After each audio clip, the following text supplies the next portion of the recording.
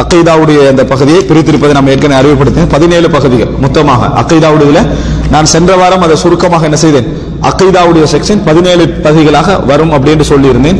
இன்ஷா அல்லாஹ் இதுல முதலாவது ஃபஸ்லும் இரண்டாவது ஃபஸ்லும் இதுல நீங்க பார்க்கலாம் என்னன்னா 4 பகுதிகளாக பிரிச்சுக்கிறாங்க.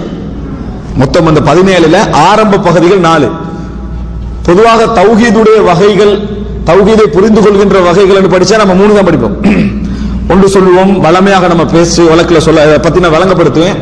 அதாவது ருபூபியான்னு சொல்லுவோம், உலூஹியா அப்படின்னு சொல்லுவோம், அஸ்மா வசிஃபாத் இது சம்பந்தமா தௌஹீதுல் அஸ்மா வசிஃபாத் அப்படின்னு சொல்லுவோம். ருபூபியா அப்படி என்று சொன்னால் படைத்தவன் ஒருவன் இருக்கிறான், அவன் தான் இந்த உலகத்தை பரிபாலிக்கிறான், நிர்வகிக்கிறான், அவன் ஒருவன் தான் என்ற நம்பிக்கை. உலூஹியா அப்படி என்று சொன்னால் இலாஹ், வணக்கத்துக்குரியவன், எவன் படைக்கிறானோ எவன் நிர்வாகம் செய்கிறானோ அவனை மட்டும்தான் என்ன செய்ய வேண்டும், வணங்க வேண்டும், அவன் ஒருவனுக்கு மட்டும்தான் வணக்கம் தகுதி என்கின்ற பகுதி. இது உலூஹியான்னு சொல்வார்கள். அஸ்மா வ சிஃபாத் என்று சொல்லுவாங்க, பெயர்களாலும் பண்புகளாலும் இறைவன் தனித்தவன், இறைவன் தனித்தவன், அவனுக்குரிய சிஃபத்துக்கள் அவனுக்கு இருக்கின்ற அமைப்புல வேற யாருக்கு என்ன செய்யாது, இருக்காது. அவனுக்குரிய பெயர்கள் அவனுக்கு இருக்கும் அமைப்புல வேற யாருக்கும் இருக்காது. அப்படி என்றது அல்லாஹ்வுடைய பெயர்கள் பண்புகளோடு சம்பந்தப்பட்டது. 3ஆ தான் பிரிப்பாங்க. அப்ப அந்த பகுதி எத்தனை பகுதி அதுல வந்திருக்கணும், 3 பகுதியா வந்திருக்கணும். ஆனா இமாம் அபூபக்கர் அல்-ஜஸாயிரி என்ன செய்யறாருன்னா 4 பகுதியா பிரிக்கிறார். அதுல முதலாவதா என்ன கொண்டு வரேன்னா, அந்த முதலாவதையும் இரண்டாவதையும் நான் சேர்த்து உங்களுக்கு என்ன செஞ்சிருவேன், இந்த வாரம் நான் உங்களுக்கு வழங்கப்படுத்துவேன். முதலாவது 2 கிட்டத்தட்ட ஒன்றுதான், ஆனா அதை பிரிக்கிறார் 2ஆ. அந்த புத்தகத்துடைய சிறப்பம்சங்கள் உண்டாக அதை என்ன செய்யலாம், நம்ம சொல்லலாம். அது என்ன முதலாவது பகுதின்னு சொன்னால், அல் ஈமானு பில்லாஹி தஆலான்னு தலைப்பு போட்டிருக்கிறார். அல் ஈமானு பில்லாஹி தஆலா, இறைவனை நம்புதல் அப்படின்னு முதலாவது பகுதி தலைப்பு போடுறாரு.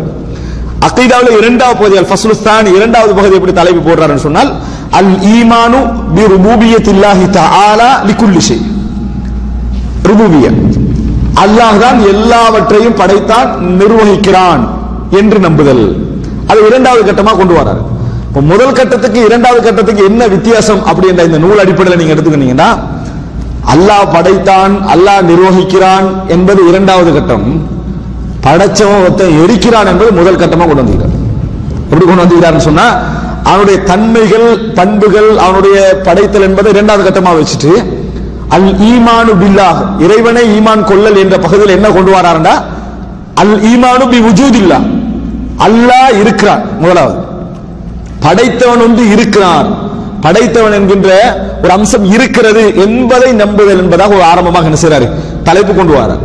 அதுக்கு அடுத்த தலைப்பாக என்ன கொண்டு வராருன்னு சொன்னால், அவன் தான் படைச்சான், அவன் தான் நிர்வகிக்கிறான், இப்படி நம்புதல் 2வது கட்டமாக என்ன செய்றாரு, கொண்டு வருகிறார். ஏன்னா நம்ம அகீதா அப்படின்னு எடுத்துக்கணும்னா கொள்கை, அகீதான் எடுத்துக்கணும்னு சொன்னால் கொள்கை சம்பந்தமான படிப்பு, கொள்கை சம்பந்தமான படிப்பு தான் இந்த மார்க்கத்துடைய அத்திவாரம், இந்த மார்க்கத்துடைய அச்சாணி அதுதான். அப்ப எனவே அகீதாவுடைய அறிவு யாருக்கு இல்லையோ அவரால் இறைவனை இன்பமாக வணங்க முடியாது, சந்தோஷமாக வணங்க முடியாது. நல்ல அறிவில்லா அந்த அந்த அறிவு தெளிவில்லாதனால முழுமையாக ஈடுபட முடியாது என்பதனால முதலாவது ஒவ்வொருவரும் ஈடுபட வேண்டிய ஒரு பகுதி தான் அகீதா. ஆனா மிகவும் இலகுவாக இருக்க வேண்டிய பகுதி அது அகீதா, ஆனா மிகவும் கஷ்டமாக நினைக்கிற பகுதி அது அகீதா.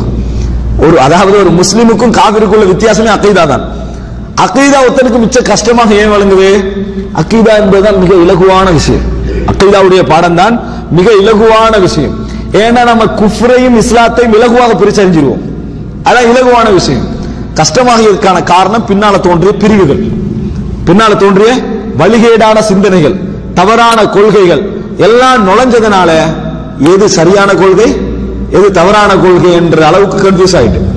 ஷிர்க் இஸ்லாத்துக்கு வெளியே இருக்கணும், ஆனா இன்றைக்கு இஸ்லாமிய சமுதாயத்துக்குள்ளே இருக்குது. குஃபர் இஸ்லாத்துக்கு வெளியே இருக்கணும், ஆனா இன்றைக்கு இஸ்லாத்துல போர்வையில் இஸ்லாத்துக்குள்ள என்ன செய்யுது இருக்குது.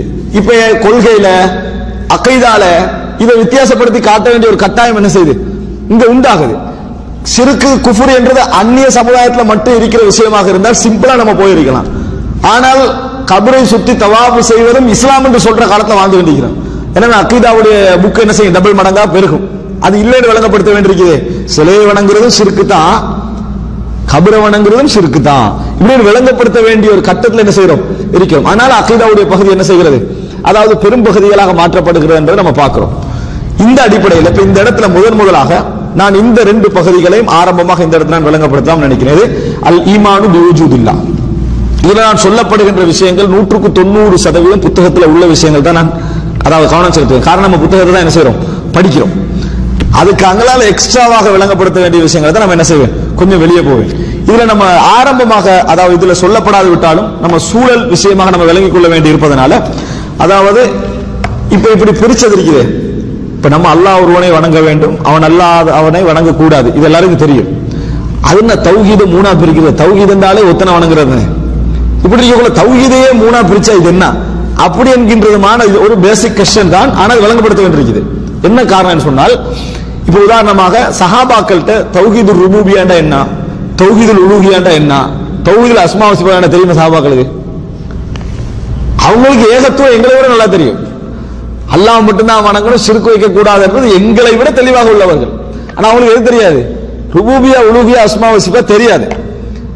ஆனா நம்ம ஏன் பிரிச்சுக்கிறோம், எதற்காக பிரிச்சுக்கிறோம் விளங்கப்படுத்தினா அதுக்கு பிறகு ஏற்றுக்கொள்றது வேற. ஆனா இந்த பகுப்பு தெரியாது, இந்த தக்சீம் தெரியாது. அப்படின்னா இது எதுக்காக பிரிக்கப்பட்டிருக்கிறது, இதை ஏன் நான் அப்படி சொல்றேன்னா, இன்றைக்கு இப்படி தௌஹீதுல் உலூஹியா ருபூபியா அஸ்மா வ சிஃபாத் இப்னு தைமியா செஞ்ச வேலை, முஹம்மது பின் அப்துல் வஹாப் செஞ்ச வேலை. இதெல்லாம் சஹாபாக்களுக்கு தெரியாது. நாங்களும் தான் சொல்றோம் சஹாபாக்களுக்கு தெரியாது. நாங்களும் தான் சொல்றோம் சஹாபாக்களுக்கு எது தெரியாது, உலூஹியாவும் ருபூபியா அஸ்மா வ சிஃபாத்தும் தெரியாது. ஆனா அது என்ன சொல்லுதோ அது எங்களை விட நன்றாக அவர்களுக்கு தெரியும். பெயர்கள் இருக்கிறே, உலூஹியான்னு பிரிக்கிறது, ருபூபியான்னு பிரிக்கிறது, அஸ்மா சிஃபாத் பிரிக்கிறது. எதுக்காக பிரிக்கிறோம்? இலகுபடுத்துவதற்கும் புரிந்து கொள்ள வைப்பதற்கும் வழிகாட்டுவதற்கும் தான் பிரிக்கிறோமே ஒழிய அல்லாஹ்வும் ரசூலும் சொல்லாத எந்த பெயருக்கு நம்ம என்ன செய்ய மாட்டோம், புனிதத்துவம் கொடுக்க மாட்டோம். எந்த பெயராக இருந்தாலும் அல்லாஹ் ரசூலும் சொல்லாட்டி அதுக்கு பெரிய முக்கியத்துவம் கொடுக்க மாட்டோம். ஆனால் விலங்கு